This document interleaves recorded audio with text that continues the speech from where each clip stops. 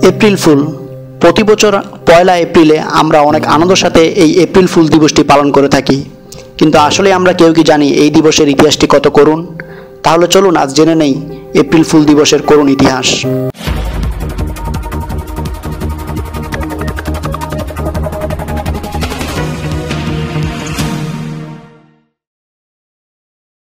যেহেতু এটি একটি ইতিহাস, তাই ভিডিওটি হয়তো বা লম্বা হতে পারে, দয়া করে সম্পূর্ণটি মনোযোগ দিয়ে শুনবেন।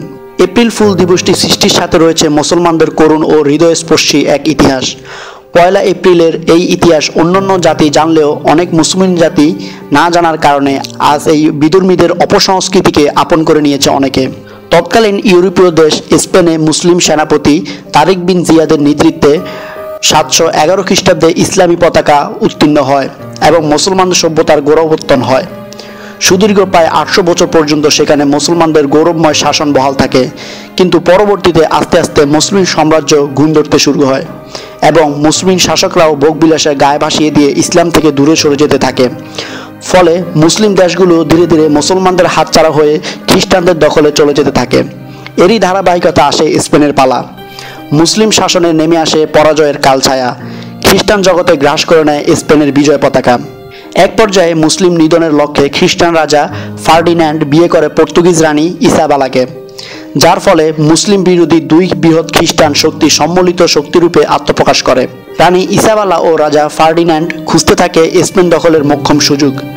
পরবর্তীতে মুসলিম সভ্যতার জ্ঞান বিজ্ঞানের কেন্দ্রস্থল গ্রানাডার বিরুদ্ধে যুদ্ধ শুরু হয়। এক পর্যায়ে মুসলমানদের অসতর্কতার সুযোগ খ্রিস্টান বাহিনী ঘিরে ফেলে গ্রানাডার 3 দিক। একমাত্র মহাসমুদ্রই বাকি থাকে মুসলমানদের বাঁচার পথ। অবরুদ্ধ মুসলমানগণ কিংকর্তব্য বিমুখ হয়ে এদিক ওদিক ছুটতে থাকে।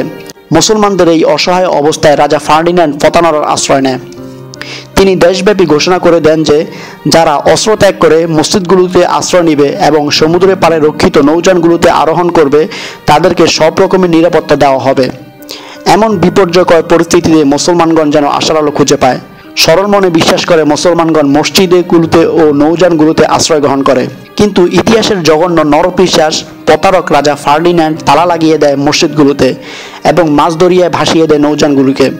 এরপর বিশ্ব মানবতাকে পদদলিত করে ওই মানুষ নামের পশু ফার্ডিন্যান্ড আগুন ধরিয়ে দেয় মসজিদগুলোর চারপাশ এবং মধ্য সমুদ্রে ডুবিয়ে দেয় নৌযানগুলোকে। ফলে অগ্নিদগ্ধ ও পানিতে হাবুডুবু খাওয়া লক্ষ লক্ষ নারী পুরুষ আর নিষ্পাপ শিশুর আত্মচিৎকার ভারী হয়ে ওঠে স্পেনের আকাশ বাতাস।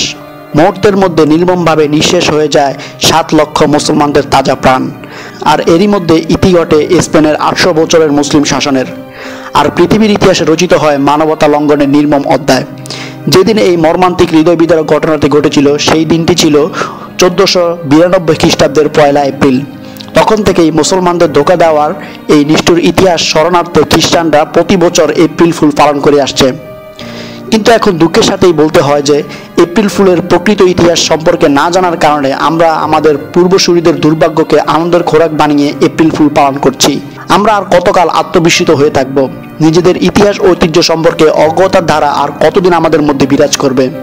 অথচ এই অজ্ঞতাই আমাদের জন্য সবচেয়ে মারাত্মক কাল হয়ে দেখা দিয়েছে। যদি ইতিহাসটি আপনাদের ভালো লেগে থাকে তাহলে অবশ্যই শেয়ার করে অন্যদের জানানোর সুযোগ করে দিবেন। আর অবশ্যই আমাদের চ্যানেলটি সাবস্ক্রাইব করবেন। Video update journalist news desk.